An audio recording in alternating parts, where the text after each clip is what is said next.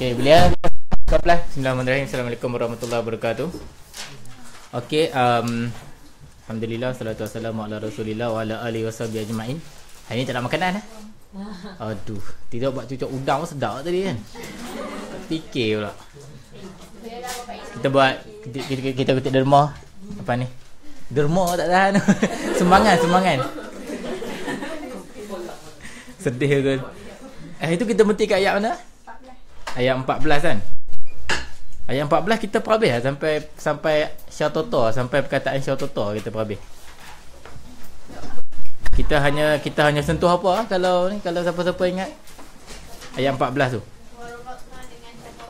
Warobatna dengan syatoto sahaja. So tengah tu kita tak sentuh apa-apa pun. Kita kata apa robatna?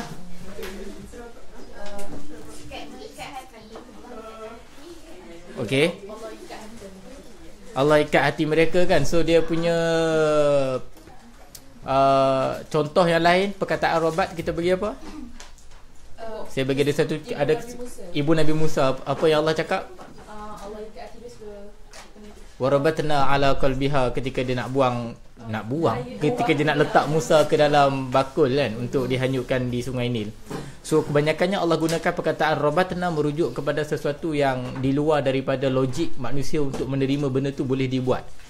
Contohnya kalau kita fikir secara situasi yang mudah, kalau kita seorang sekumpulan remaja lari daripada dikejar oleh semua orang, daripada rakyat, daripada tentera dan semua polis-polis SB dan sebagainya.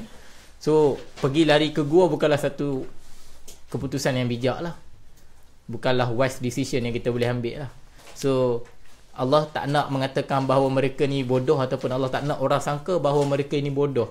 Stupid things nak dibuat untuk lari ke gua. Tak ada siapa yang nak buat lari ke gua. Dan lari ke gua ni bukan menyelamatkan keadaan. Menyembunyikan diri bukan menyelamatkan keadaan. Kenapa dia tak lari pergi negara lain, minta PR duduk kat negara lain ke kan, yang lebih secure contoh. So Asy-Sya'rawi antara tafsir yang baik juga, dia kata mereka tak memilih untuk pergi tempat lain kerana itu bukan keputusan yang mereka lakukan. So bila Allah guna perkataan rabatna wa rabatna ala qalbihim, mereka memang telah pun diikatkan hati mereka ataupun diutuskan dan diputuskan keputusan untuk mereka pergi ke gua. So tak ada perbincangan nak pergi mana. Allah tak rakam pun perbincangan. So Al-Quran ni dia cantiknya, kita boleh tengok Al-Quran ni dengan dua keadaan. Pertama, apa yang written, apa yang Allah reveal. Yang kedua, di sebalik apa yang Allah tak reveal. Kenapa Allah pilih perkataan ni dan kenapa Allah tak guna perkataan lain satu, yang tersurat dengan yang tersirat. So bila Allah tak cakap, maksudnya ada maksud juga. So kita kena read between the lines kan, between two lines. Allah, apa yang Allah cakap maksud juga, apa yang Allah tak cakap pun bermaksud juga. Okey, itu dia punya secara mudahnya lah untuk kita faham. Kemudian Allah guna perkataan qulubihim. Perkataan qulub ni maksud apa? Perkataan fuad maksud apa? Hati juga kan. Perkataan sudur, siapa? Ada boyfriend siapa kan? Silap sebut pula kan. Allah nak duduk kan? Aku rasa kena duduk sebelah. Kena ambil kursi kat mana tu? Ada kelas. Allah, kena pergi bawah pula dah. Aduh. Okey. So perkataan kulub ni Allah guna banyak perkataan yang merujuk kepada satu kawasan ataupun satu maksud sahaja, iaitu maksudnya hati. Tetapi sebenarnya bila kita pergi lebih mendalam, perkataan ni sebenarnya ada maksud yang berbeza lah. Sebagai contoh, Allah guna sudurin nas. Maksud apa? Dada kan. So tempat yang sama juga dada. Kadang-kadang Allah guna kulub, kadang-kadang Allah guna fuad. Tetapi perkataan kulub ni dia special. Kalau dalam bahasa Arab, perkataan kulub merujuk kepada sesuatu yang lebih mendalam lagi, the deepest level of heart. It's not just heart, but instinct, feeling, the central of heart, kita panggil kulub. Sebab itu di antara perkara yang Allah guna dalam Al-Quran, lahum kulubun la ya'qiluna biha. Mereka mempunyai hati tetapi mereka tidak berfikir. So kalau kita fikir balik, macam tak rasional guna hati untuk berfikir, macam tak masuk perkataan tu. Orang guna akal untuk berfikir kan. So ulama bincang panjang, kenapa Allah guna kulub? Kenapa hati yang berfikir? So antara keputusan dan juga ulama bahaskan adalah kerana hati tu dia bukan hanya sekadar merasa. Yang dimaksudkan oleh kulub, dia bukan hanya sekadar merasa, tetapi dia juga adalah intelek. Dia ada function untuk berfikir. the instinct. Dia ada perkara yang menyebabkan hati tu memberikan keputusan. So latest punya research menunjukkan bahawa proses berfikir adalah connection between heart and mind. Sebab tu kalau kita guna akal saja berfikir, ke laut. Ke laut. Tetapi kalau kita gunakan hati untuk berfikir, gabung dengan akal, insya-Allah. Dan kajian-kajian menunjukkan antara wisest decision yang dibuat, action, movement yang dibuat, datang daripada gabungan di antara rasa dan fikir. Datang daripada gabungan di antara rasa dan fikir. So, antara penyakit lah dia panggil the spiritual disease.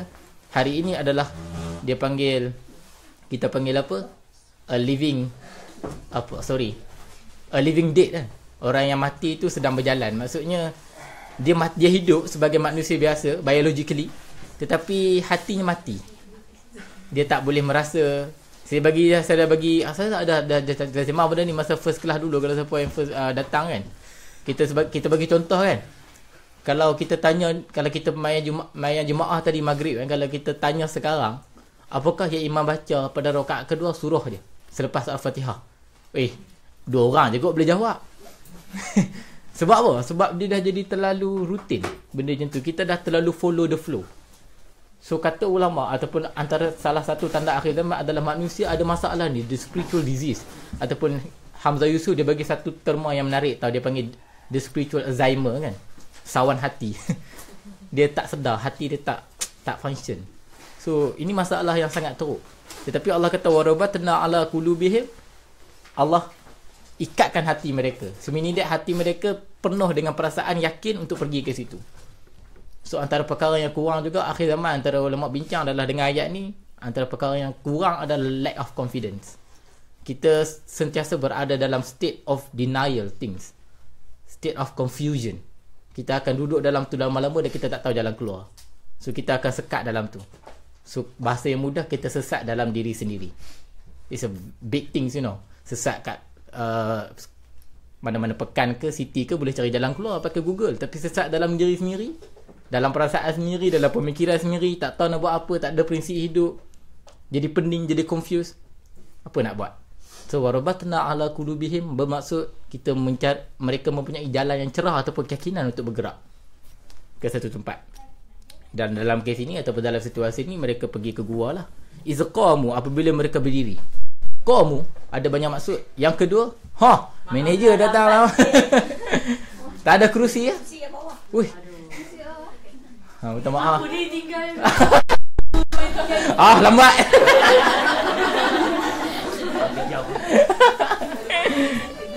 Okey.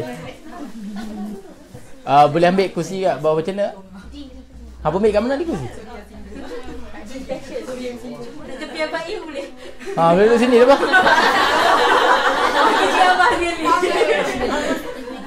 Tak tidur lah. Boleh tak apa. Kuat sangat main nak tidur je. Okey. Biar mereka syura sama-sama mereka lah macam mana. Okey, perkataan qamu secara literal bermaksud berdiri tau. Izqamu maksudnya berdiri. Tetapi perkataan qamu kalau kita tengok dalam Al-Quran, dia bukan hanya berdiri tau. Sebab tu Allah guna perkataan qamu merujuk kepada solat kan. Iqamati solat kan, perkataan qamu juga. So qamu dia bukan literally hanya standing sahaja. Perkataan qamu juga bererti kamu mempertahankan sesuatu dan kamu memperjuangkan sesuatu. So forward, ke hadapan ataupun pergi ke depan juga bermaksud qamu. So sebab tu di antara philosophical meaning di sebalik solat adalah kita berdiri untuk mempertahankan kebenaran ataupun memperbetulkan apa yang salah. So sebab tu antara filosofi di sebalik kita sembahyang antaranya adalah kalau kita tengok kan, sekali satu rakaat kita buat kan, yang manakah dia punya pekerjaan ataupun yang lebih lama sekali pekerjaan dalam solat, dalam satu rakaat. Berdiri kan? Berdiri ke rokok ke sujud? Berdiri. So tetapi kalau kita tengok di sebalik solat tu, kalau siapa yang solat cepat tu memang tak ada apa lah kan. Takkan nak solat cepat, kau at least kena baca Fatihah apa semua kan. So kalau kita tengok antara falsafah di sebalik makna solat tu, kita tak boleh sentiasa duk berjuang untuk mempertahankan kebenaran. Ada masa kita kena rehat, ada masa kita kena hormat orang. So kita ada proses of rukuk, respect people. Jangan ego sangat, jangan arrogant sangat tentang apa yang kita nak perjuangkan, respect people. Dan ada masa kita kena rehat sekejap. I'tidal is relaxing. Maksud i'tidal tu adalah kita nak relaxkan diri kita. So lama. Selepas i'tidal kita kena lakukan sesuatu, kita panggil ketepikan dunia ni, ketepikan semua orang, ketepikan sekejap perjuangan, jumpa Tuhan kejap. Jumpa masa untuk diri sendiri, kita sujud. So sujud adalah state untuk kita betul-betul tak ada apa. Kalau aku adalah seorang Perdana Menteri di sana, so bila aku sujud, aku sama. Kepala aku dengan kaki aku sama. So, humblest. The humblest position is sujud. Dan surprisingly, sujud kita buat 2 kali. Bererti, masa untuk kita jumpa dengan Tuhan tu, kena lebih sikit. Tapi jangan lama. Selepas sujud, terus bangun. Di antara salah satu sunat bila kita solat, jangan duduk kejap, terus bangun. Salah satu pendapat dalam mazhab lah. So, dia punya idea adalah bila kita dah sujud, kita kena terus bangun dan pergi buat kerja kita balik. So, solat itu adalah salah satu falsafah yang sangat besar lah kalau kita faham kan. So, perkataan qomu adalah bermaksud itu. Kita standing, berdiri literal dan juga kita berdiri untuk mempertahankan kebenaran. Dah jadi serius dah, tak macam kelas. Debar kot sebab awak datang. Tak ada makanan kan. Apabila mereka berdiri, faqalu, dan mereka berkata, Rabbuna Rabbus samawati wal ard. Dan kami punya Tuhan adalah Tuhan langit dan Tuhan bumi. Perkataan Rabbu maksud apa? Ada 5 maksud. Ke 6 saya bagi. Saya tak ingat dah. Saya bagi. Perkataan Rabb bermaksud Tuhan. Yang kedua, Rabbatul Bait maksud apa dalam bahasa Arab? Mawaddah Rabbatul Bait maksud apa dalam bahasa Arab? Penjaga rumah kan, suruh rumah. Robba tu maksudnya apa? To take care kan. So idea robba juga bermaksud orang yang mengambil berat. So Tuhan juga bukan bermaksud Tuhan, tetapi Rabb juga bermaksud yang mengambil berat. Okey. Yang ketiga maksudnya apa? Murabbi. Siapa ada murabbi kat sini? Siapa ada murabbi, siapa ada murabbiyah? Apa maksud murabbiyah? Ataupun murabbi, pendidik kan. So maksud yang ketiga, Rabb juga adalah yang mendidik. So bila Allah guna perkataan Rabb tu, semua perkataan ni maksud ni datang sekali dah. Lagi antara maksud Rabb juga adalah maintenance. Dia maintain, dia yang memelihara keadaan, memastikan keadaan itu berfungsi dengan baik. Juga bermaksud Rabb juga to fix kalau benda-benda rosak. Dan bermaksud Rabb juga adalah untuk memberikan hadiah. Murabbah, yang diberikan kenikmatan, yang diberikan award, untuk memberikan award. So bila Allah guna perkataan Rabb, jumpa perkataan Rabb ni, perkataan Rabb paling banyak dalam Quran. Perkataan Rabb, jumpa saja perkataan Rabb, terus tanamkan 5 maksud ni kalau ingat. Ingat. Apa pandai-pandai lah apa tulis. Boleh forward message. So perkataan Rabbuna Rabb, dan Allah ulang 2 kali ya. Allah guna 2 kali. Tuhan kami dan juga Tuhan kepada langit dan bumi. Okey? Ada dapat tangkap ah? Sweet ah. Pergi kelas tafsir duduk sekali.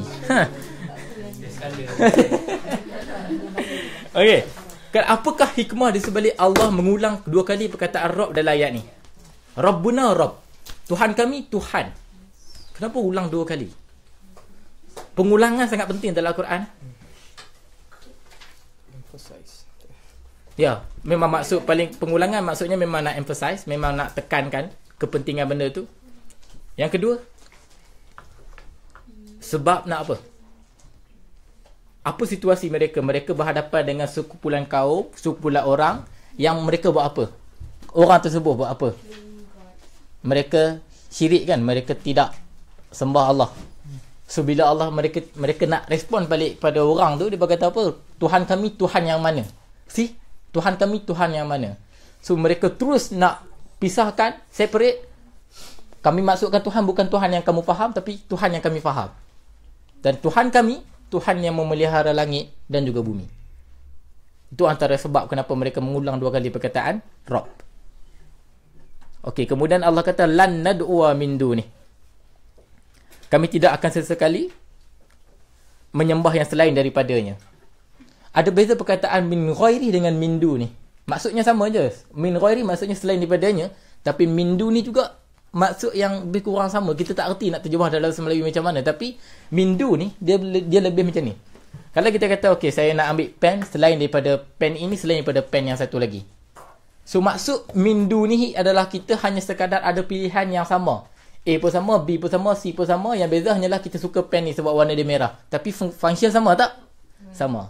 So kalau kita guna perkataan min ghairi, maksudnya function Allah lain dengan Allah yang mereka nak beriman ni sama je. Tetapi kerana Allah guna perkataan min du ni, aku nak yang ni sesuatu yang higher than yang mereka pilih. So min du ni dia bukan satu state yang sama, dia bukan equal, dia adalah higher daripada yang dia reject. So aku tak mau Tuhan hampa yang aku reject tu sebab dia bawah. Aku pilih Tuhan aku sebab dia lebih high, dia lebih penting. So perkataan do ni tu dah terus buang. Idea of equality in God terus kerap hanya kerana perkataan min do ni. Okey. Okey kan? Okey. Laqad qulna idzan syatata. Maka telah pun kami mengatakan sesuatu yang jauh daripada kebenaran. Sekiranya kami menyembah yang lain, kami seolah-olah lari daripada kebenaran. Syatoto ni dia dah masuk yang sangat istimewa lah. Apa maksud syatoto? Dia sangat jauh kan, kita bincang itu kan, dia sangat jauh lagi. Sesat. So maksudnya kalau kami sembah dalam Tuhan kamu, kami bukan hanya sembah Tuhan yang salah, tetapi kami akan duduk dalam kesesatan. Okey, syatoto maksudnya macam ni tau. Sesat yang tak tahu jalan keluar. This is something tau.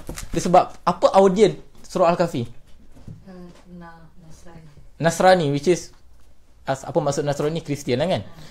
So apa kita bincang perkataan ad-dallin dulu. Macam mana mereka sesat lama kan? Kesesatan Kristian ni antara sebab kenapa Nabi Isa yang turun di akhir zaman adalah kerana nak berbetulkan apa yang salah dalam kalangan orang Kristian dan juga agama Kristian. To prove things. Sebab tu Nabi Isa yang turun, bukan Nabi Musa, bukan Nabi yang lain yang Allah tentukan untuk turun di akhir zaman. Dan cerita Nabi Isa turun kita akan dapat dalam surah Maryam. Just understand the reality that we are living right now, and then Nabi Isa akan datang untuk memberikan kebenaran. Surah selepas surah Al-Kahfi, surah Maryam. Straightly. Terus datang. So, syatoto adalah kesesatan. Dan syatoto datang dalam bentuk, dia panggil dalam bahasa Arab, dia panggil nakirah. Nakirah apa dia dalam bahasa English ni? Mawadah tolong terjemah Ustaz. Kata umum dalam bahasa Melayu. Dalam bahasa Inggeris apa dia? General ke? Nakirah. Bukan noun. Makrifah tu kata nama khas. Kata nama am. Okey, dalam English dia panggil unknown things lah. Maksudnya benda-benda yang dia tak spesifik. So bila Allah kata syatoto, maksudnya sesat yang macam mana tu bukan ada spesifik kesesatan. Kesesatan yang boleh datang dalam pelbagai perkara. Okey, boleh ya? Okey. Contoh kan, kita selalu baca ayat ni kan, inna ma'al usri yusra. Kat al-usri ada alif lam, betul tak? So setiap satu kesusahan which is specific, yusra ada alif lam tak? Tak ada. Akan datang pelbagai kemudahan kepada satu kesusahan. So nampak ada beza di antara ada alif lam dengan tak ada alif lam. Okey. Alif lam tu khas. Alif lam tu khusus, spesifik. So maksudnya Allah just nak mention hanya kepada satu kesusahan yang memang spesifik, Allah akan bagi jalan kemudahan. Wa man yattaqillahu yaj'al lahu makhraja. Makhraja ada alif lam tak? Tak ada. So Allah akan sediakan jalan keluar dalam pelbagai perkara yang kamu tak sangka. So unknown, benda tu kita tak ketahui, tetapi maksudnya banyak. Antara maksud yang lain juga pelbagai perkara lah. So hanya ada alif lam dengan tak ada alif lam. Kita kena tahu beza tu. Kenapa ada alif lam, kenapa tak ada alif lam. Masuk. Dan kursi tak ada, minta maaf. Tak tahulah. Okey, habis ayat 14 Kita masuk kepada ayat 15. Sebelum tu, sekadar nak berkongsi sebab saya terlupa nak share. Hai. Macam mana mereka nak duduk ni? Alhamdulillah. Ni, yang masuk sini. Tak payah blok situ, blok sini dah. Kat sini ya. Ejah sini sikit. Ejah Ni ala-ala macam TV kan. Banyak scene. Boleh? Boleh duduk sila sini. Masuk duduk sila. Duduk sini ya. Duduk sini. Allah. Ni lecture room ya. Yang syoknya dua lelaki. Minggu lepas ramai ke? Kan? 3 ya Allah dilupakan. Baru nak sebut kan. Okey, duduk macam mana pun, duduk bersila ke macam mana ke.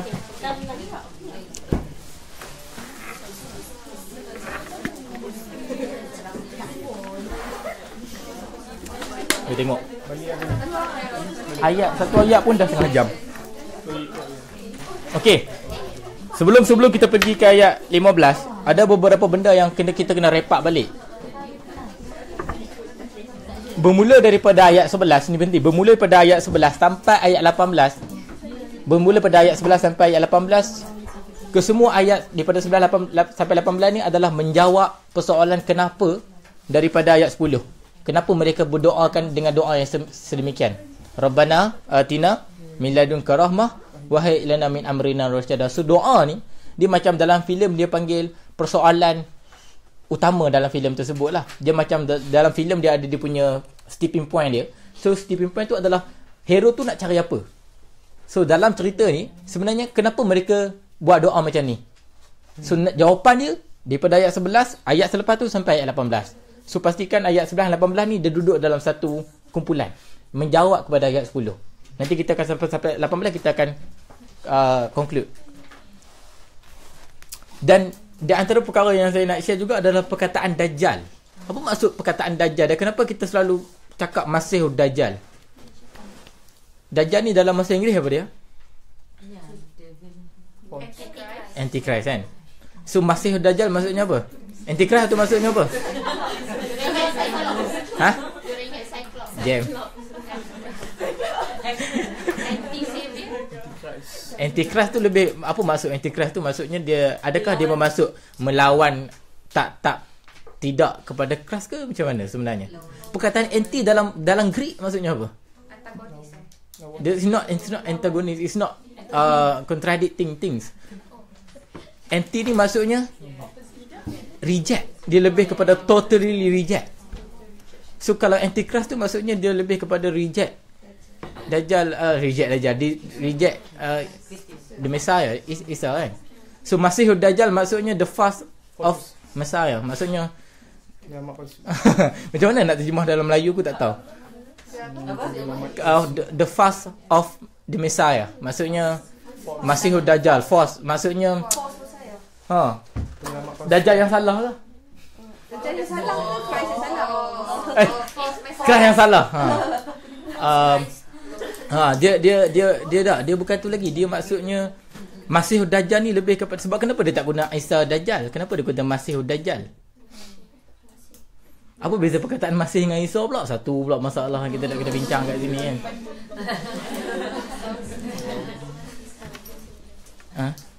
Macam mana? Apa beza Messiah dengan ni? Messiah dengan apa? Isa, Jesus. Messiah tu general term. Okay. Isa tu specific man yang dia dianggap Messiah. Okay. So di antara maksud Dajjal ataupun Masih Dajjal adalah seseorang yang orang anggap dia sebagai ulama ataupun Messiah lebih kepada Nabi ya tau. Savior lah, penyelamat. So maksudnya orang yang dianggap sebagai penyelamat tetapi orang tu bukanlah orang yang menyelamatkan. Faham tak maksud dia?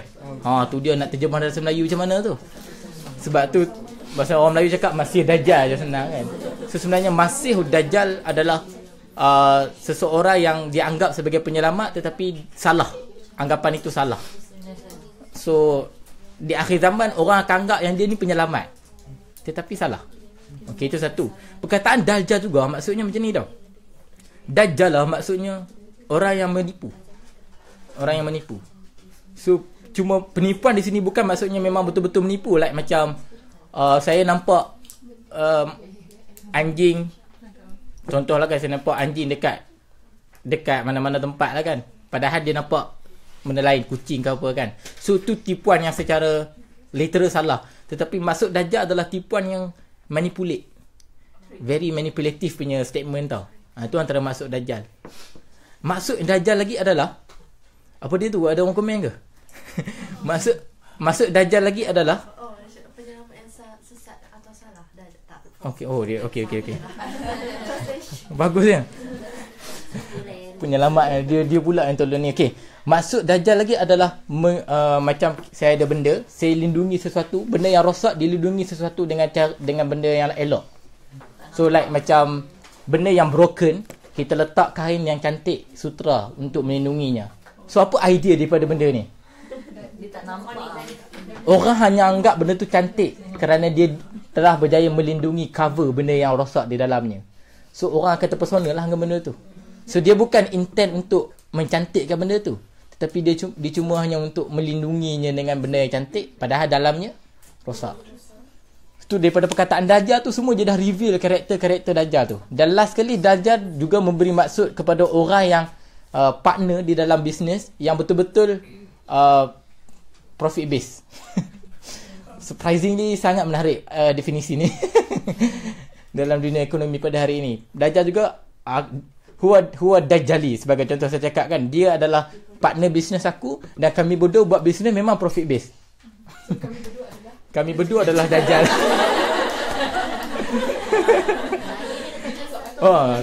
Ambil bagian ni kan. So bahasa orang Arab kata, kalau lah seorang peniaga tu memang jual tu betul-betul duit sampai dia boleh menipu kerana duit, memang orang akan panggil dia huwa Dajjal. Huwa Dajjal. Kana tijaratuhum dajalatan. Contoh kan. Maksudnya perniagaan mereka tu penuh dengan tipu daya hanya untuk untung sahaja. So bayangkan daripada karakter-karakter dan juga definition Dajjal ni, semua benda hari ni kita sudah menempuhinya lah. Simple as that. Simple as that. So Dajjal dia akan datang macam tu, karakter dia macam tu, maksud dia macam tu. Nama pun Dajjal. So saya suka tau kalau daripada nama tu dan definition perkataan tu linguistically kita akan nampak, oh dia dah review macam-macam dah. One of the keajaiban lah bahasa Arab kan. Okay, kita pergi pada ayat 15 Haula'i qaumuna. Okay, perkataan haula ni dia sebenarnya bukan satu perkataan. Dia huruf ha lepas tu ula'i. Sebab tu kita kata ula'ika. Perkataan ha asli, baru ha ula'i, lepas tu dia gabung. Perkataan ha digunakan untuk mendapatkan perhatian. Haula'in nas. Untuk dapatkan perhatian. Terus apply. Macam-macam. Okey, haula'i seolah-olah macam bila kita gunakan perkataan hak di sini, terus orang Arab bila dia dengar perkataan hak, antara kelebihan ataupun keistimewaan bahasa Arab ni juga, sebelum Nabi datang mereka kaya dengan ungkapan-ungkapan khutbah yang baik tau. Antaranya perkataan hak ni lah kan. And apa, ya ayuhan nas isma'u wa'u sebagai contoh. Sedap tau perkataan tu, dengarlah dan berilah perhatian. Hannas, wahai manusia. Han-nisa, wahai perempuan. Sedap lah perkataan ha tu. Ha tu lebih kepada nak mendapatkan perhatian. Weh, macam tu lah. Senang kan? Weh. Dan ha untuk mendapatkan perhatian, lepas tu baru dia cerita mereka inilah kaumina. Okey, di antara perkara yang penting bila mereka kata mereka inilah daripada kaum kami, apa yang kita dapat daripada sini? Pertama, Ashabul Kahfi mengiktiraf kaum yang mereka tinggalkan, iaitu di kampung tersebut, adalah kaum mereka. Bererti mereka bukanlah kata, oh tu kaum yang sesat semata-mata, itu kaum yang bukan kaum kami sebab mereka sesat. Mereka still iktiraf kami daripada kaum tersebut. Kaum ni maksudnya sekumpulan yang asalnya adalah daripada darah daging. So di antara asalnya orang Arab guna kaum ni untuk family. Tapi lepas tu dia jadi clan lah, dia jadi lebih banyak. So kaumina ni lebih daripada kami punya keturunan, kami punya kaum. So kalaulah mereka macam orang zaman sekarang kan, kalau dia contohlah kan, kalau dia macam acah-acah baik kan. Acah-acah baik. Dia katakan, oh aku tak nak lah duduk dengan mereka ni bukan geng aku lah. Sebab ni semua kaki rempit semua ni kan. Dia terus letak mereka tu satu sisi yang aku bukan mereka. Tetapi Ashabul Kahfi dia tak letak macam tu. Dia tak letak blok tau, dia tak letak gap. Aku daripada kaum mereka. So di antara perkara yang kita kena belajar daripada Ashabul Kahfi adalah ada beza di antara orang dengan tindakan orang. Ada beza di antara orang dengan kepercayaan orang. Kalau kita mungkin tak setuju dengan kepercayaan mereka, kita tak perlu pun nak larikan diri daripada mereka, ataupun nak terus hilangkan diri daripada mereka, ataupun nak anggap mereka jadi musuh kita. Tak perlu pun sampai macam tu. So antara perkara yang kita belajar juga, kita kena betul-betul membezakan kepercayaan yang kita tak setuju dengan peribadi yang sebenarnya kita boleh setuju. So mereka still menganggap kaum yang mereka tinggalkan itu adalah kaum mereka. So sangat detail lah benda-benda macam ni. Dan saya paling tak suka antara perkara yang berlaku pada hari ni adalah orang kalau nak berdakwah tu, dia kata kalau ni tak payah kawan. Kalau contoh kan ada anak ke apa kan, tak payahlah kawan dengan ni semua geng-geng mak ayah mereka pun tak solat. Apa kaitan mak ayah dengan anak tu? Tak faham tak? Manusia hari ini dia suka untuk meletakkan bahawa kalau orang tu ada spoil sikit, reject terus. Total rejection, immediate rejection. Problem, mereka reject hanya kerana syirik, hanya kerana perkara yang mereka tak setuju, iaitu dalam bab spiritual sahaja. Tetapi bila iktiraf, mereka kaum kami. This it. Ittakhazu min duni. Dan mereka berkata, haula'i min qaumina, mereka lah kaum kami, mereka mengambil tuhan lain selain daripada Allah lah. Min dunihi alihah. Dunihi itu merujuk kepada Allah, alihah merujuk kepada Tuhan. Masuk Hafiz? Tapi tak ada tempat kosong. Tapi boleh duduklah sini ni. Jalan ke? Boleh? Boleh, okey.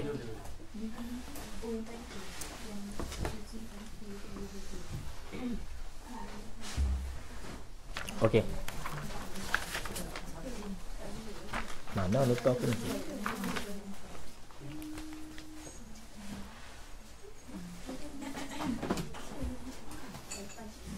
Bila Allah guna perkataan ittakhazu, Allah boleh guna perkataan lain untuk menunjukkan bahawa mereka tu syirik.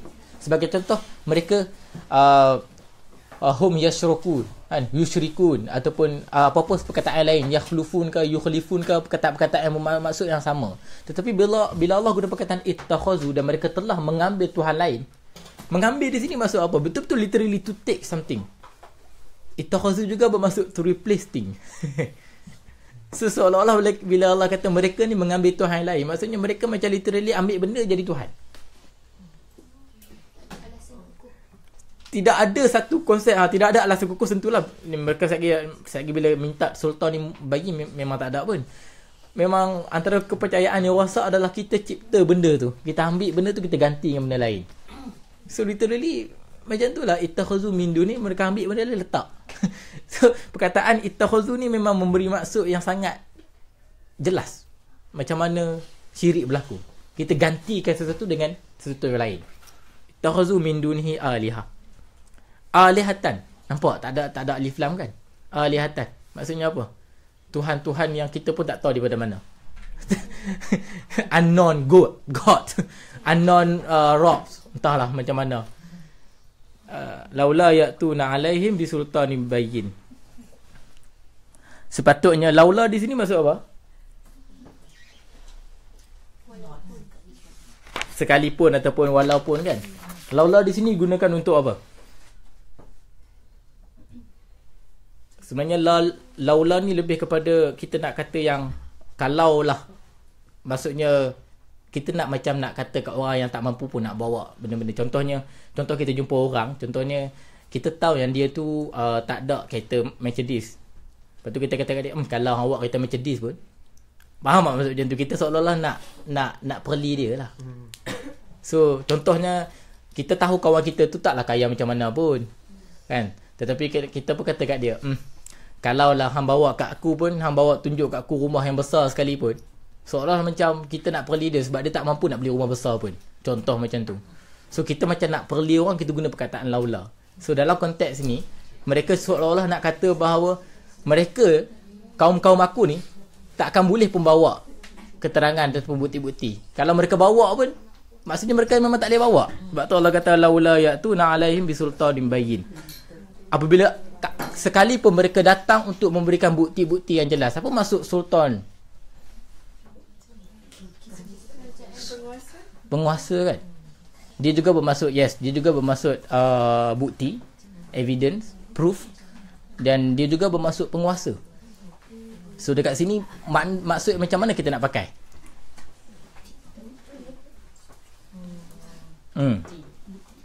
Bukti kan. Ada seorang ulama daripada yang dia punya kitab dia sangat menarik, nama dia Anshin-Kiti. Anshin-Kiti dia sebut tak tahu apa dia maksud dalam bahasa Arab. Dia macam nama tempat, Anshin-Kiti. Dia kata sebenarnya kalau kita nak guna perkataan sultan merujuk kepada ruler pun betul juga. Sebab dalam konteks cerita mereka boleh, kalaulah kamu bawa kamu punya pemimpin datang untuk buktikan Tuhan yang dia tu beriman dengan Tuhan yang betul, pun tak boleh. So datanglah ruler yang macam mana sekalipun, dan datang untuk buktikan macam mana sekalipun, memang kamu tak akan berjaya membuktikannya. Satu. Yang kedua, kamu datanglah bawa bukti-bukti macam mana sekalipun yang jelas. Bayi ni maksudnya jelas. Kita cerita bab masalah bayi, kita cerita sultan dulu. Sultan juga adalah bermaksud bukti-bukti yang clear. Apa beza bukti yang tak nampak dengan bukti yang nampak? Bayar.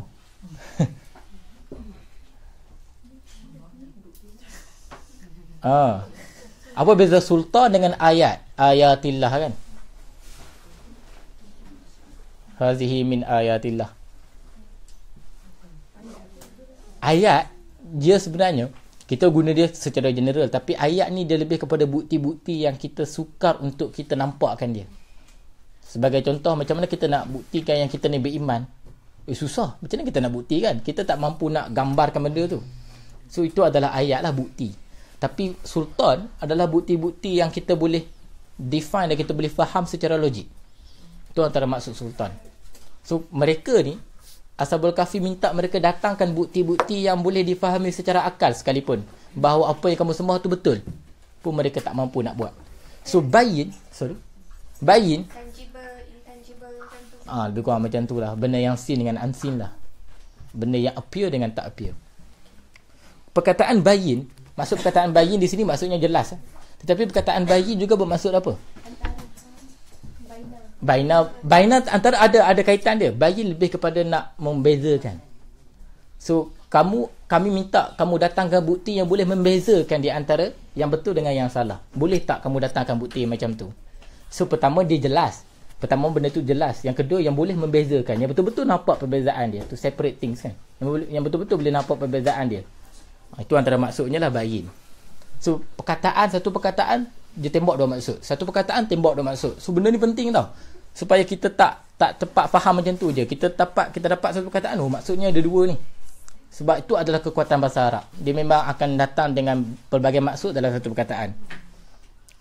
Faman azlamu mimman iftara 'ala Allahi kaziba. Sesiapakah mereka tidak ada yang lebih zalim daripada orang-orang yang berdusta terhadap Allah kan? Faman azlamu mimman iftara 'ala Allahi kaziba. Okey, tak apa, yang tu senang. Yap. Ada soalan ke setakat ni? Boleh faham ke? Harapnya faham lah no. Tak faham jam.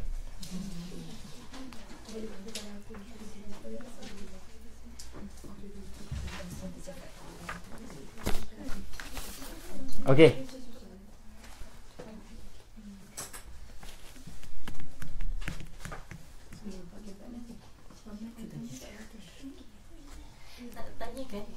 Yang hal tu kan untuk dapat perhatian kan. So nak dapat perhatian siapa dia cakap daripada kaum. Okey, saya lupa nak bagi tahu benda ni. Penting soalan ni. Okey, terima kasih. Tadi Allah warabatna ala qulubihim. Setelah ayat 10 mereka doa. Mereka doa tu kat mana? Rabbana atina min ladunka rahmah tu mereka doa kat mana? Dia punya latar tempat dia kat mana? Kat gua kan. So selepas masuk ayat 11, dia macam rewind kejap tau. Dia macam flashback. Okey, kenapa mereka doa macam ni? Jap, pergi balik 1, 2, 3, 4. So daripada ayat 11 ni diceritakan balik mereka di kawasan mereka tersebut lah. Di kampung mereka, di tempat mereka sebelum mereka lari. Lupa nak beritahu benda tu. So sebelum mereka lari, Allah cerita macam mana proses mereka nak mempertahankan diri mereka. Mereka cuba nak minta. So maksudnya dekat sini ayat 14 dengan ayat 15 memberitahu kita bahawa mereka ni bukanlah jenis orang yang lari macam tu je. Mereka still nak ada dialog, still nak explanation. So bila antara maksud bisultan ni bayin, sultan ni juga bermaksud satu bukti yang sangat foundational, yang sangat asas. Dia bukan bukti-bukti yang apa boleh petik-petik macam tu, tapi kami nak bukti yang sangat asas, very fundamental. Boleh tak berikan kepada kami? Zamakhsyari cakap bukti-bukti ketauhidan yang clear bahawa kamu ada Tuhan yang lebih tepat daripada kami. Zamakhsyari. So mereka nak benda tu, tetapi orang tak boleh bagi. Dan mereka ada lebih bukti yang mereka percaya Tuhan yang sebenar. So dia punya masa dia, location dia sekarang adalah di tempat mereka. Dekat mana lah? Tak tahu. Tak tahu. Tak ada siapa yang boleh define. Ada yang kata dekat This kat mana? Palestine. Ada yang kata dekat Palestine.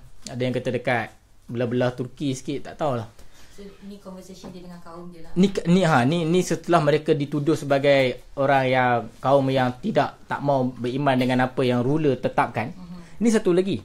Di antara salah satu fitnah dia, jadi orang tanya soalan jadi berbahasa lain adalah bila pemerintah berusaha dan memaksa kaum dia untuk ikut cara pemerintah. So memanglah pemerintah hari ni dia tidak letak kamu kena ikut kayu ni. Ni kayu yang daripada pergi sembahyang menghadap Kaabah tu menghadap kayu ni. Memang clear lah benda tu salah kan. Tetapi hari ni kita ada pemerintah yang walaupun dia Islam tetapi dia ada satu proses penginstitusian dia tu masalah sikit. Dia tak raikan kepelbagaian. Dia paksa orang untuk ikut cara ni. Kalau tak ikut cara ni salah. So proses blame, claim tetap berlaku lagi pada hari ni. Sebagai contoh lah. So sebab tu mereka minta penjelasan. Ya'tuna laula ya'tuna alaihim bisultan ni berikanlah kami penjelasan dan juga explanation hujah yang nyata, yang very foundational. Okey. Ada soalan lagi ya? Soalan bagus eh. Okey, kita pergi kepada ayat 16. Tak ada kot. Ada lagi tak? Punya nota ni. Okey. Wa iza tazaltumuhum. Apa maksud tazaltumuhum?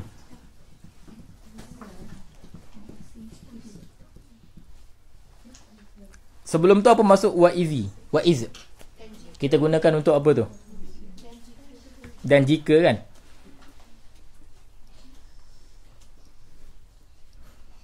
Dia digunakan untuk dua keadaan lah. Pertama, izi ni digunakan untuk menunjukkan bahawa ketika yang membuat masuk masa. Yang kedua, membuat masuk tempat.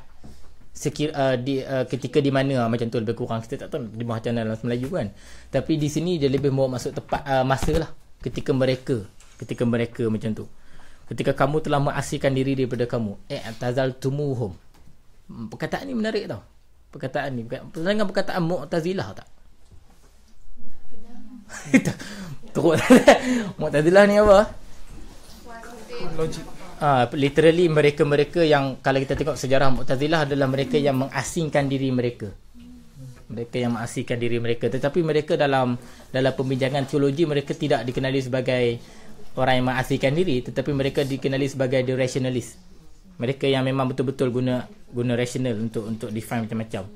Ada sumbangan yang besar Mu'tazilah kepada surah Al-Kahfi. Nanti kita bincang ketika Nabi Musa membunuh Khidir. Khidir. Cut.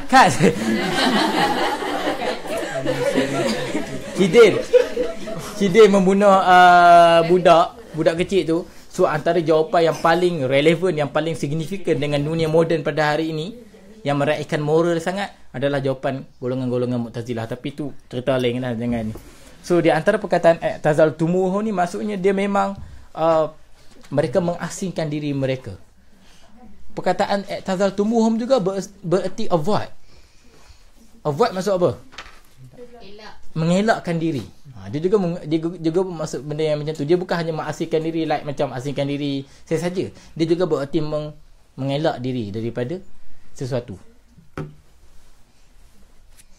Contohnya kan dalam surah Al-Baqarah kan Allah guna perkataan merujuk kepada suami kan, fa'tazilun nisaa fil mahid. Kamu kena elakkan diri kamu daripada perempuan yang sedang dalam haid. Perkataan i'tazilu, elakkan. Okey. Tu antara perkataan yang contoh digunakan dalam Quran lah. Perkataan ma'zil ataupun perkataan i'tazaltumuhum juga membawa maksud perkataan satu tempat yang orang tak boleh nak cari dan orang tak boleh nak sampai. So bila kita guna daripada perkataan yang sama ni, kita tambah mim je, sebab mim dalam bahasa Arab kalau tambah mim tu maksud jadi tempat kan. Ma'zil ataupun ma'zal, lebih kepada ma'zil lah. Dia bermaksud tempat yang orang tak boleh nak jumpa. So bila Allah guna perkataan faiza tazaltumuhum, apabila mereka mengasingkan diri, ia juga bermaksud mereka mengelak diri daripada kaum tersebut, kemudian mereka pergi ke satu tempat yang tak boleh dicari oleh orang lain. Ambil kau 3 maksud daripada satu perkataan. Ma ya'buduna illallah wa ma ya'buduna illallah. Mereka yang mana? Mereka yang bersembah selain daripada Allah. Fa'wu ilal kahf. Dan kamu, fa'wu ni maksud apa? Pergi. Kenapa Allah tak gunakan fadhahabu je? Fadhahabu adalah pergi juga kan. Tetapi fadhahabu boleh menjadi pergi yang tak ada tujuan. Macam saja jalan-jalan, nak pergi mana saja, pergi mana-mana kan. Tapi fa'wu memang pergi ataupun menuju ke satu tempat yang ada tujuan. So pakai fa'wu. So dekat sini memang clear lah tujuan mereka ilal kahfi, ke gua kan. Yanshur lakum rabbukum. Apa maksud yanshur lakum rabbukum? Supaya Tuhan kamu. Okey, yanshur ni maksudnya ada 3 maksud. Tak silap saya. 3 maksud. Maksud pertama adalah maksud. Teruk betul. Lidah. Yanshur ni ada 3 maksud. Pertama maksudnya untuk membuka. Untuk membuka, to open. Kedua maksudnya untuk menyebarkan. Yang ketiga, yang itu kedua kan. Yang ketiga maksudnya ya, melimpahkan. So perkataan nashr, an-nashara tanashra, dalam Al-Quran ada kan, hujan awan yang an-nashra tanashra, tak salah saya, merujuk kepada awan-awan yang hujan dia nak pecah turun. So the idea is awan tu dia ada air, kemudian air tu pecah turun. So yang syur juga bermaksud menyebarkan tu, pecah-pecah air tu. Dalam bahasa yang mudah moden hari ini, nashrun juga bermaksud publication, publish. So apa yang mereka alam nashrah. Itu lain, itu bukannya nashr. Okey, apa yang maksud? Ini mereka cakap dengan siapa ni? Kalau kita tengok maksud ayat ni. Fa'u ilal kahfi yanshur lakum rabbukum min rahmatih. Mereka bercakap dengan siapa?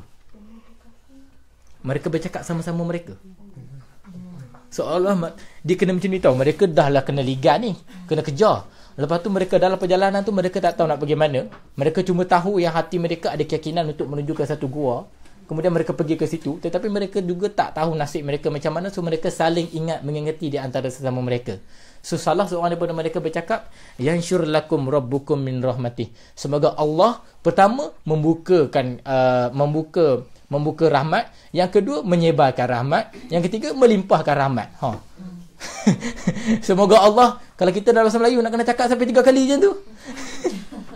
Sebab perkataan menyebarkan je lah kan. So mereka bercakap sama-sama, siapa? Semoga Allah memberikan rahmat, membuka rahmat, menyebarkan rahmat dan juga melimpahkan rahmat. Menurunkan rahmat, maksudnya melimpahkan dan menurunkan. Rahmatihi. Okey, min di sini bermaksud 2. Pertama, moga Allah membuka rahmat daripada rahmatnya. Maksudnya moga Allah buka daripada sesuatu, moga Allah buka jalan daripada rahmatnya. Min juga bermaksud di dalam rahmatnya. So the origin rahmat adalah rahmat. Mereka seolah-olah minta, okey, semoga Allah bagilah sesuatu daripada rahmat je, dan moga Allah bagilah sesuatu dalam rahmatnya. Semoga kita hidup dalam rahmatnya. Guna perkataan min saja bermaksud the origin and in the situation. Uish, faham kena ni? Bunyi ada kata. Ada. Faham tak? Tak faham tanya. Sebab tadi dia bercakap sama sendiri kan. So orang yang cakap ni lah salah seorang daripada Ashabul Kahfi. Penggunaan domel ke kat sini dia macam cakap seolah-olah orang yang cakap tu bukan sama ada bahasanya macam memang Allah yang bercakap dengan Ashabul Kahfi ataupun tak. Sebab dia punya penggunaan domel tu macam one of them tu bukan daripada. Kenapa tak guna macam nahnu kan? Tak, dia cakap kat kawan dia, macam saya cakap kat beberapa orang kan, cakap yanshur lakum rabbukum. So, kamu yang merujuk kepada ramai. Dia taklah kata moga Allah bagi kepada kami. Dia saling dia merujuk kepada kawan dia juga. Lepas tu sebab tu dia kata fa'ul al-kafi yanshur lakum rabbukum min rahmatihi wa hiya lakum min amrikum mirfaqa. Semoga dia macam kita cakap kawan kita, moga-moga kamu dapat ni. Dia macam tu. Dan konteks yang macam ni bila mereka, sebab dia for hour tu, dia for tu masuk apa? Maka, tetapi maksud yang for juga ketika. Kan?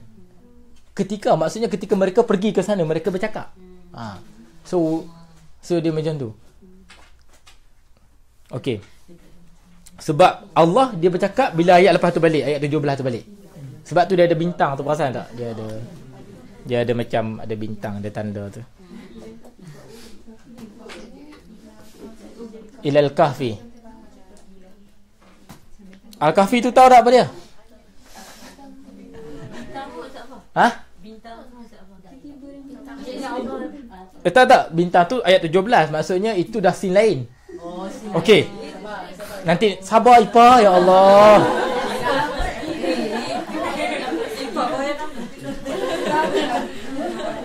Ipa ni kan? Aduh. Tak. Yang tu scene lain nanti. Okey. Tak, saya nak beritahu ada beza tu perkataan tu. Wa yuhayyi. Maksud wa yuhayyi maksudnya apa? Min rahmatihi, berlindung dalam daripada rahmatnya. Wa yuhayyi lakum min amrikum.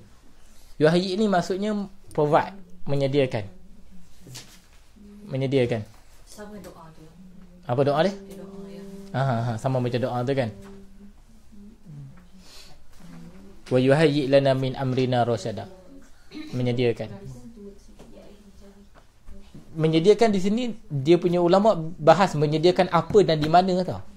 So menyediakan apa? Menyediakan sesuatu perkara yang sangat selesakan ataupun sangat menyelamatkan mereka, di mana di tempat yang kita sedang nak tuju ni, iaitu di Gua Al-Kahfi. Di Al-Kahfi. Al-Kahfi kan gua, so tak apalah. Di Al-Kahfi. Di gua tersebut. Payah betul lah jadi orang Melayu ni.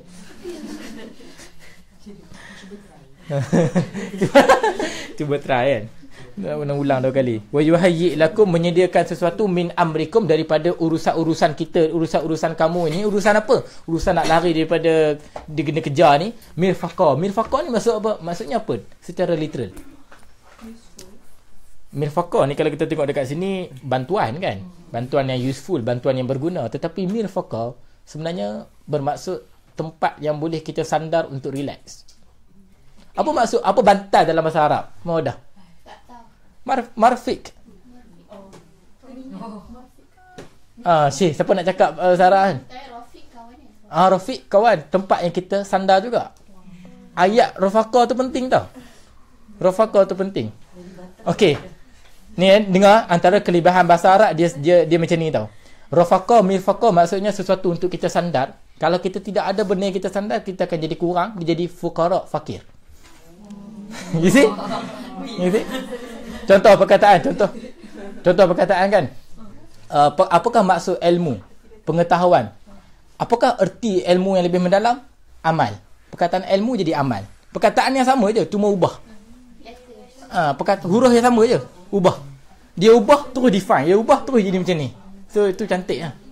Apa maksud perkataan sabar? Sabar tu maksudnya sabar kan? Sabar, as-sabru. Tapi kalau kita ubah jadi melihat. Apa maksudnya? Kalau kita sabar, kita akan dapat melihat. Melihat. Sabar jadi basarah. Betul lah. Sabar. Aku pun bening. Kat. Sorry. So, sabar. Jadi, kalau kita sabar, kita akan jadi basar, melihat, yubsirun.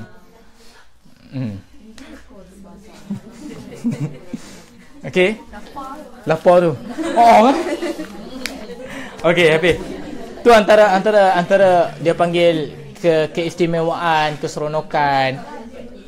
Seronok. Bahasa Arab ni dia sangat indah dan sangat pelbagai. Saya dah ceritakan apakah maksud alif di setiap ayat dalam surah Al-Kahfi kan? Kenapa surah Al-Kahfi semuanya habis dengan huruf alif kan? Dan apakah maksud alif? Okey, maksudnya apa Alizah? Maksudnya kemuliaan kan. So apakah idea untuk setiap surah Al-Kahfi A sampai Z maksudnya? Ya, untuk membuatkan kita berani deal dengan sesuatu kan. Hanya kerana perkataan alif pada setiap ayat dalam surah Al-Kahfi. Sebab ada yang saya ulang balik. Okey. Ada soalan lain tak? Amrikum. Mirfaqah. Mirfaqah ni maksudnya apa? Tempat untuk kita menyandarkan sesuatu.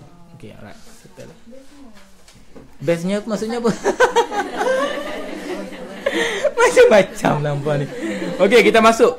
Okey, sekarang beritahu saya sekarang ni kamera sedang dia punya latar tempat dekat mana sekarang? On the way. Tadi kat gua. Tadi dekat tempat tu, lepas tu on the way nak pergi gua. So sekarang kita akan masuk pula ke gua. So dia punya scene dah berubah tau. Dia punya kamera sekarang ni, dia punya scene dia masuk dalam gua. So Allah ceritakan dengan sangat detail macam mana Allah jaga mereka. Tetapi kali ni dia punya perbahasan tu ulama mufassir dia tak berapa nak. Masa zaman dulu ni dia tidak ada kajian-kajian yang baru barangkali. So kajian yang lebih detail dan lebih mendalam adalah pada zaman moden. Iaitu dalam kitab itulah Faith versus Materialism tu kan, An-Nadwi. Dia cakap ayat 17 ni adalah ayat yang paling saintifik yang dia pernah jumpa. Okay, kita akan tengok watara syams idza tala'at tazawaru an kahfihim.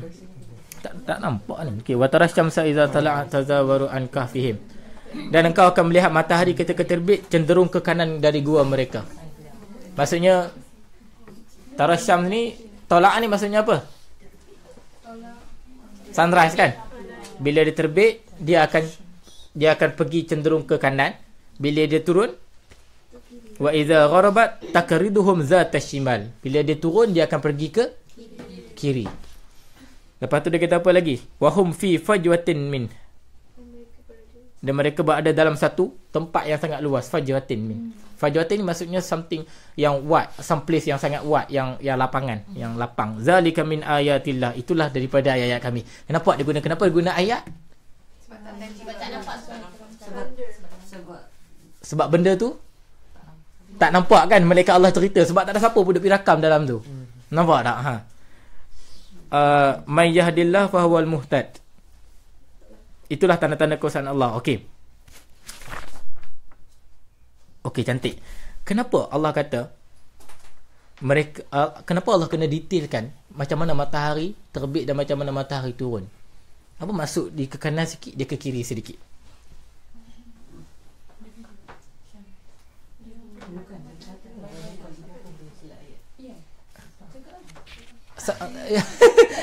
Okey, apa dia? Kawan dia tu memang cakap. Tak apa. Aduh. Apa dia?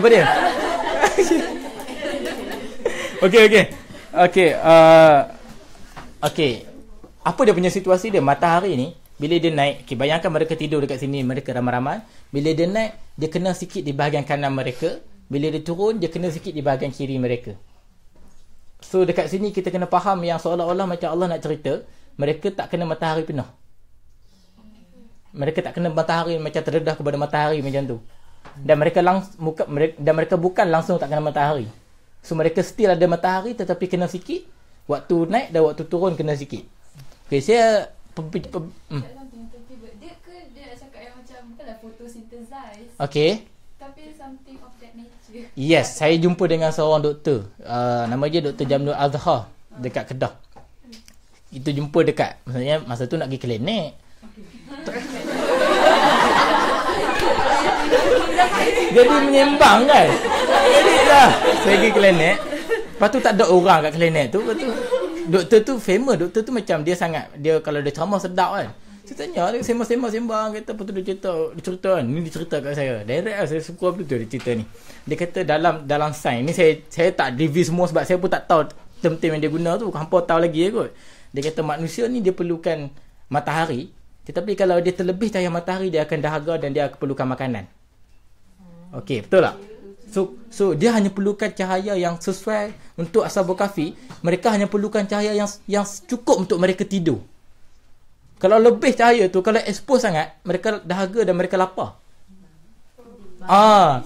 Dan cahaya matahari pagi dan cahaya waktu matahari petang menyediakan dua benda yang berbeza, dia kata. Dan dua-dua ni diperlukan oleh manusia. Tetapi jangan semua. Untuk mereka yang tidur, sikit saja kena. Saya tak tahu. Tapi bila dia cerita tu macam term-term, boleh Google lah kot. Tak tahulah. Betul. That's the reason. Tak tahulah kan secara sains kalau kita kena cahaya matahari, maksudnya kita punya badan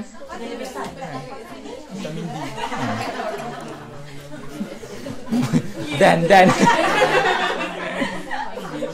tapi saya sedar kalau macam memang saya sendiri kalau jalan lama expose pada matahari, dia memang kita cepat haus lah. Standard lah kan. Cepat haus lah, cepat dahaga. Dan kalau tak makan pun cepat dahaga. Sebab apa? Sebab badan kita dah terdedah kepada matahari. So kalau mereka terdedah terus kepada matahari, contohnya kan ni pintu gua, matahari masuk, mereka akan terjaga kerana dahaga. Tetapi Allah kata matahari tu sedikit kena kat mereka sedikit, belah kanan dan sebelah kiri. Masa nak turun. So seolah-olah macam apa yang sumber matahari tu kena juga kat mereka untuk manusia yang hidup, tetapi cukup untuk mereka untuk tidur. Wow. Itu saya kata, wish, ini lagi rare. Tak ada orang tafsir tulis macam ni, saya kata kat doktor tu. Dia kata itulah.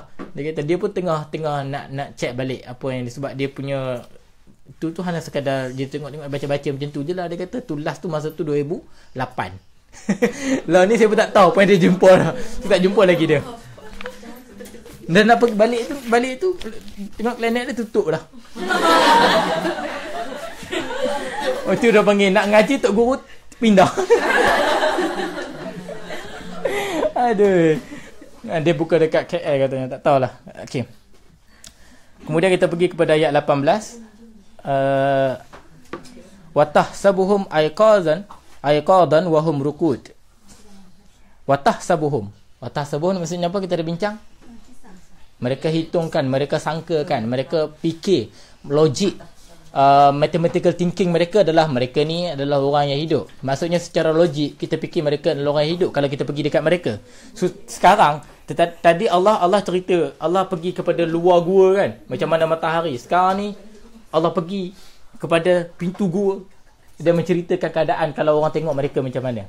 Fatahsabuhum aiqadan wa hum rukud. Dan kamu menyangka mereka sedar padahal mereka tidur. Wa hum rukud. Apa maksud rukud? Apa beza rukud dengan naum? Wa hum rukud. Tidur. Tidur yang macam mana rukut ni? Tidur ayam. Bukan tidur ayam. Tidur ayam tak seronok untuk lama-lama 300 tahun.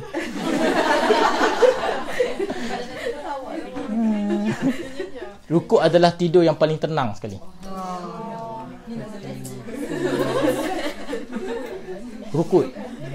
Rukuk adalah tidur yang dia beza dengan naum. Naum ni boleh jadi tidur, boleh jadi tak tidur kan. Tapi rukuk adalah merujuk kepada tidur yang betul-betul nyenyak, peaceful. Tetapi dalam keadaan mereka tidur tu Allah cakap wa nukallibuhum zatal yamin wa zatal shimal. Apa dia ayat ni? Ada siapa-siapa ada input tak daripada ayat ni? Cerita. Balik. Wallahu alam. Apa bagus. Kesan daripada surah Al-Kahfi wallahu alam tak depan. Kalau saya dengar macam benda macam scientific, macam kalau orang duduk lama tidur macam penyakit ni yes, mereka balik ke ya. badan dia. Ya, itu yang memang itu juga antara doktor tu cakap dia kata sebenarnya orang yang tidur kalau dia hanya tetap tidur macam tu saja, kalau 2 hari dia tidur badan dia akan sakit, akan banyak berlaku ada masalah kulit. So antara cara untuk kita sihat tidur adalah kita tidur menyiring kadang-kadang macam tu, kadang-kadang macam tu. Kena kiri, supaya kita tidur tu badan kita tu ada expose kepada ruang. Itu doktor tu cakap. Dan dia kata Allah cakap wa nukallibuhum, dan kami balikkan badan mereka. Maksudnya mereka bukanlah sengaja balikkan mereka sendiri. Allah yang balikkan badan mereka. Memang prepare untuk mereka tidur lama.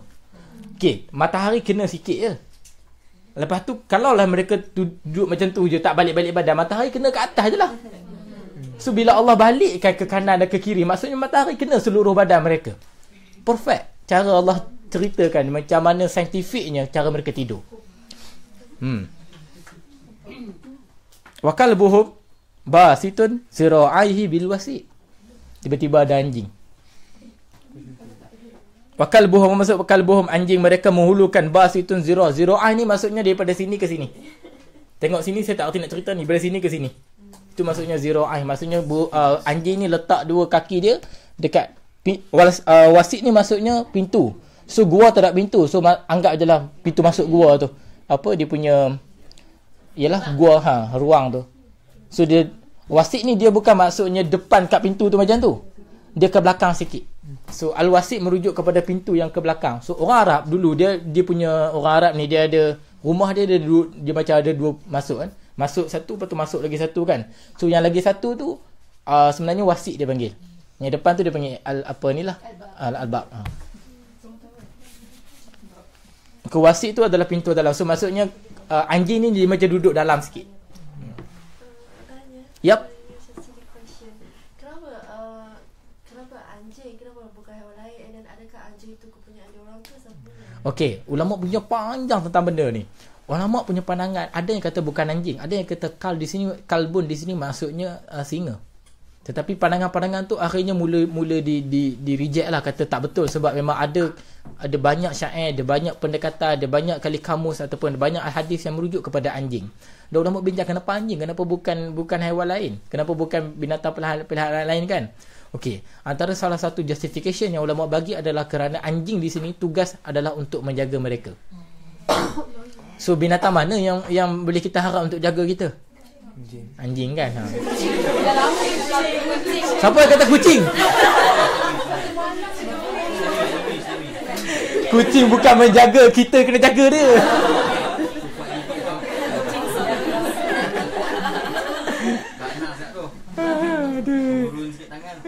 Apa dia? Okay,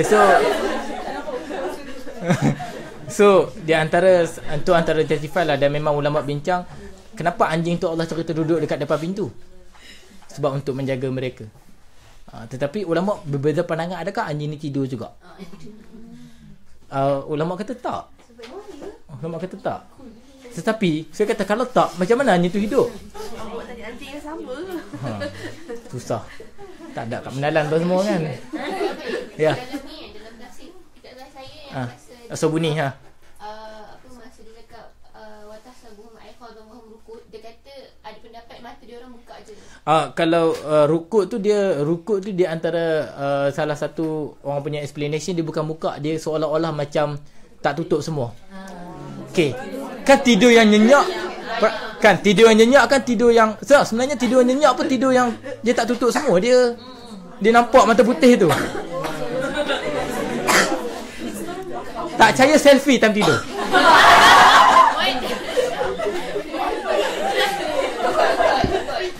Aduh.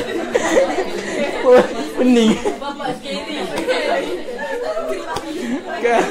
Sah tidur tak nyenyak. Okey. Tak, rukuk ni maksudnya mereka tidur terbuka sikit. Okey. Doktor Janul dia cakap kerana dekat lapisan mata kita ni, dia memerlukan, dia kalau cahaya masuk ke situ, ruang masuk ke situ, dia memberikan dia bagi perjalanan satu benda yang proses dalam badan kita. So kalau kita tutup mata terus, kita barangkali akan buta selepas 3 hari kalau kita tidur terus. Faham tak? Sebab kering, sebab so saya tak tahulah tu doktor tu, saya kalau hampa tahu cantik juga bagi input ni.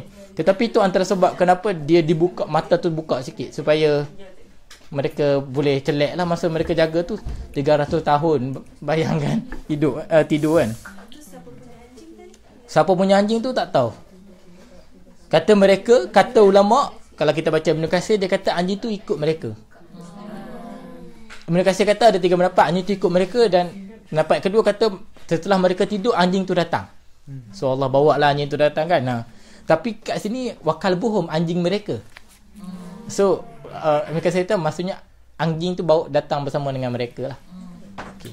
Lepas tu dah lama bincang, kan kita tak boleh bela anjing apa semua kan. So benda ni apa antara ulama kata ni zaman mana ni kan, dan ni bukan, dia tak sebut berbelah anjing apa semua. So anjing tu dia bila jadi pet baru jadi binatang ulama, bila jadi binatang peliharaan. Tapi kalau jadi tujuan-tujuan yang lain apa semua, banyak macam-macam lagi lah. So benda tu tak kena konteks kita nak cerita ni kan. Law ittala'ta 'alaihim lawallaita minhum. Kalau kamu, ittala'a ni maksudnya apa? Ittala'a ni maksudnya kalau kita tengok dekat sini, kalau kamu melihat mereka, sebenarnya ittala'a ni artinya mendapatkan sesuatu dengan berusaha payah. Macam ittala'a ni digunakan untuk mereka yang hiking untuk dapatkan sesuatu.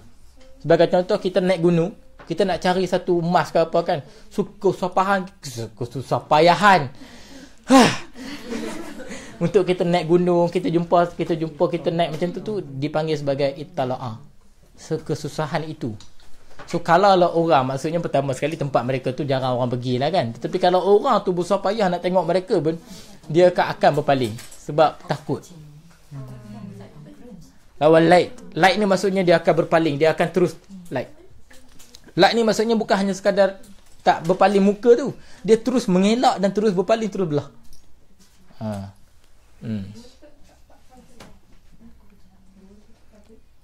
Lawan light minhum firara walumi'ta minhum ru'ba. Firara ni maksudnya apa? Walau apa perkataan firara maksud apa? Firara ni maksudnya mereka lari secara berselerak. Maksudnya lari lecah pukang lah, senang cakap. Walumi'ta minhum ru'ba. Dan kamu rasa takut sangat dengan mereka. Ru'ba ni adalah perasaan takut yang bukan hanya takut, tapi mereka ada rasa gerun.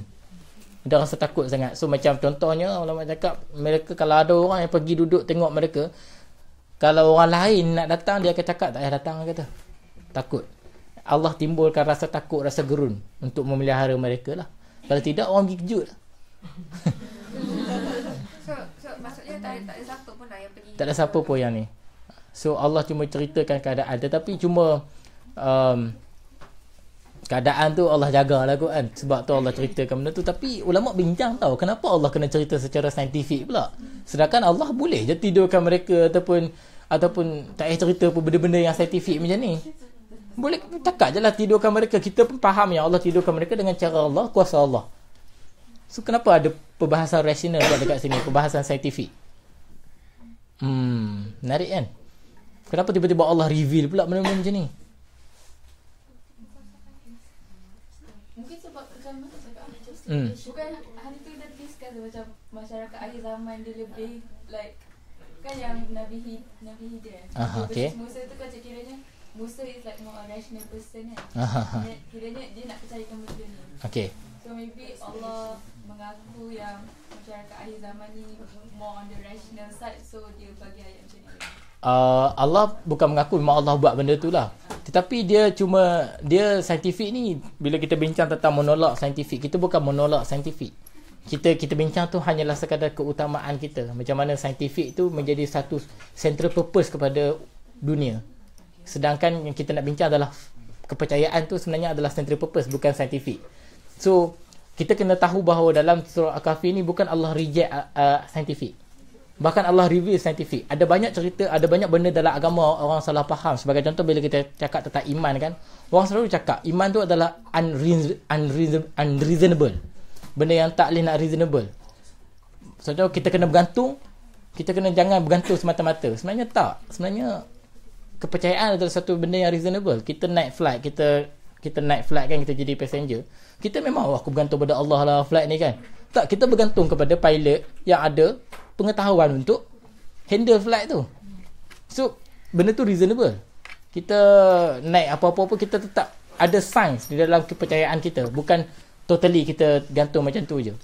So itu benda yang kita kena bincang. Sebab tu Allah review juga. Seperti Allah bukan nak kata yang kita kena reject terus saintifik, tetapi kita kena jadikan saintifik ni sebagai perbahasan sebab Allah cipta sunatullah macam tu. Allah cipta sunatullah macam tu. Dan perbincangan ini adalah perbincangan untuk menuju kepada Allah. Macam tu lah lebih kurang. Saya nak cerita banyak benda-benda yang paling halus kan. Contohnya orang selalu cakap kan. Ni simple lah motivasi ke apa cakap. Dia cakap, okay, tak your camel and then trust Allah. Macam tu kan kita cakap kan.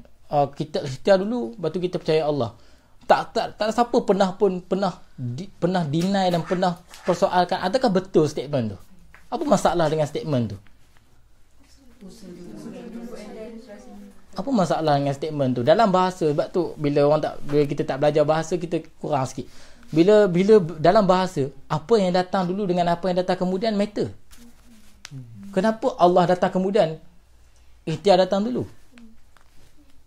Kenapa benda macam tu dijadikan satu cerita dan satu statement, satu prinsip yang kita sebarkan secara luas-luas dan masyarakat menerima tanpa persoalkan.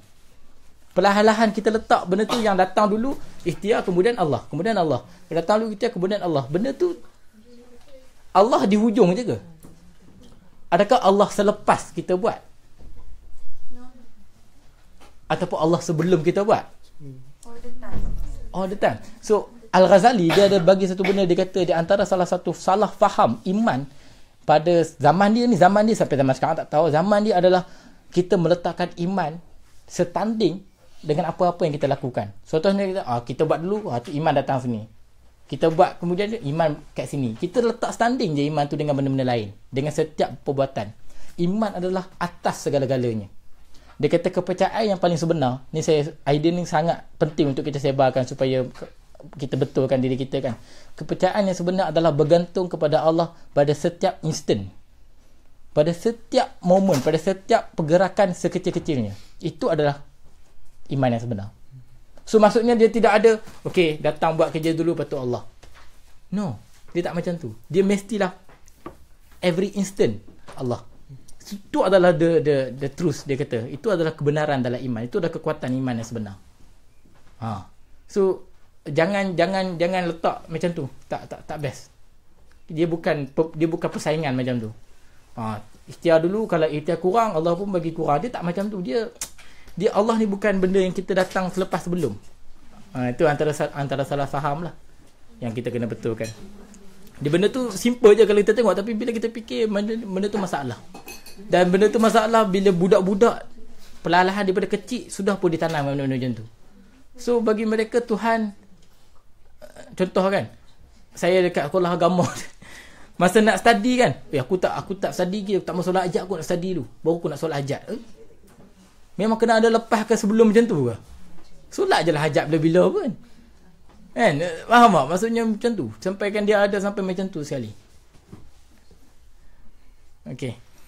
Sembang pula. Ada soalan nak cakap sekarang? Aduh, astagfirullahaladzim, tak sedap pada duduknya. Ada soalan tak?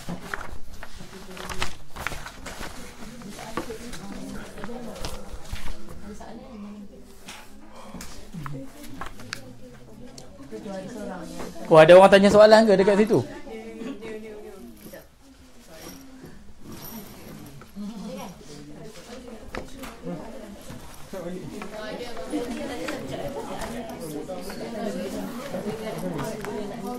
Ada? Macam mana dengan lapisan hati? Lub. Abang Faiz. Sorry. Tak, siapa yang tulis? Sebab ada orang tanya kan, apakah beza sudur, kulub dengan fuad? Lub tu bukan masuk hati. Lub tu maksudnya essence. Contoh kita kata ulul albab, bukannya maksudnya pemilik pintu. Maksud ulul albab adalah pemilik essence kepada satu perkara. So kalau kita nak jadi orang yang betul-betul berjaya adalah orang yang get the point, orang yang dapat essence, bukan orang yang hanya dapat luaran sahaja. Sudur adalah satu lapisan hati yang hanya terletak orang bincang lah menanyakan sudur. Sudur ni adalah lapisan luar. Di sudur ni dia ada emosi. Sebab itu dalam surah An-Nas Allah kata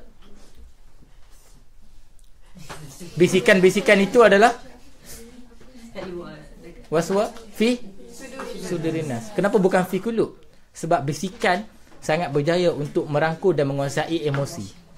So kalau kita gagal nak lawan ataupun nak jaga emosi kita, bisikan syaitan akan menguasai emosi kita. So perkataan sudur dia lebih kepada luaran. Tetapi bila guna kulub, dia sangat mendalam. Dan fuad, dikatakan fuad tu lebih kulub paling dalam sekali, fuad pula kedua, dan sudur yang paling luar. Iman letak kat mana iman? Kulub bukan fuad. Kulub paling dalam, fuad paling luar kan. Fuad selepas kulub kan. Okey, ulama beza ni, ada yang kata terbalik. Tapi kulub tempat terletaknya iman. Tempat terletaknya iman. Ya mukallibal qulub. Dengan sebab tu juga ayat Quran yang tapi iman belum masuk dalam qulub dia. Mereka tidak, mereka iman tak masuk dalam hati dalam hati mereka kan. Sebab tu Allah kata, Allah memang menempelak betul-betul mereka yang tidak guna hati ni kan. Allahum qulubul la yaqiluna. Lepas tu Allah kata balhum ulaika kal an'am. Ni Allah kata mereka tu ada hati tak ni, ada dengar tak dengar. Lepas tu ada hati tak berfikir. Mereka bagaikan kal an'am, haiwan ternakan. Balhum adal, bahkan lagi. Sebab bila dah tak ada, bila dah spiritual ni memang rosak. Memang rosak. Very problematic lah. Dia kata ni disease akhir zaman lah. The spiritual Alzheimer kan. Dia panggil qulubul la yaqiluna biha. Tu antara jawapannya lah. Soalan lain? Kita sampai ayat mana ni? Ayat 18 Wish. Hari ni boleh rasa lah. Saya nak terang pun tak berapa nak ni. Rasa macam berat jenak tu. Makanan tak ada kan. Makanan tak ada. Betul juga tu.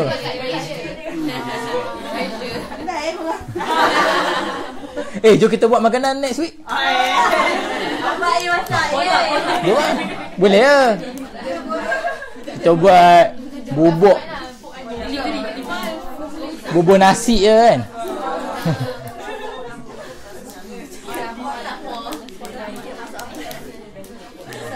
Okey, habis untuk hari ni. Ada soalan lain tak ada? Okey. Bila Taufiq Hidayah. Assalamualaikum warahmatullahi wabarakatuh. Kalau ada soalan tanya. Kalau siapa nak nota ni, bagi email kat Ipah. Ni nota ni. Dah bagi dah hari tu. Email tak dapat lagi kan? Email dapat. Kan dah tak